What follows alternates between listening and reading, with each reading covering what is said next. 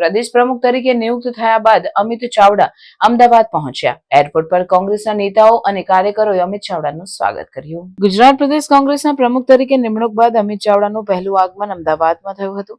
Airport પર કોંગ્રેસના નેતાઓ અને કાર્યકરોએ તેમનું ઉમંગભેર સ્વાગત કર્યું હતું. તેમના આગમન પર વધાવાની ધૂન, ફૂલહાર અને ઉમંગથી ભરેલી સભામાં પાર્ટી કાર્યકરોમાં નવી ઉર્જાનો અનુભવ થયો હતો. અમિત ચાવડા કોંગ્રેસમાં જાણીતા અને અનુભવી નેતા છે. તેઓ અગાઉ પણ 2018 થી 2021 દરમિયાન પ્રદેશ પ્રમુખ રહી ચૂક્યા છે.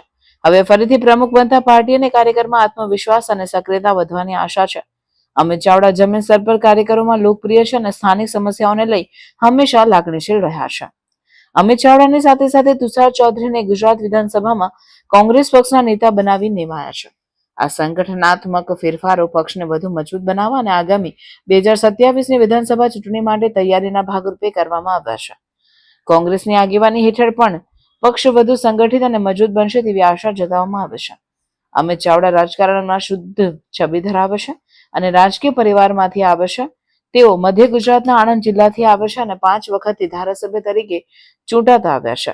તેમનો અગાઉનો અનુભવ અને નવી જવાબદારી તેમને ગુજરાત કોંગ્રેસમાં નવી દિશા અને ઉર્જા લાવવાના પ્રયાસમાં સહાયરૂપ થશે એવી અપેક્ષા છે.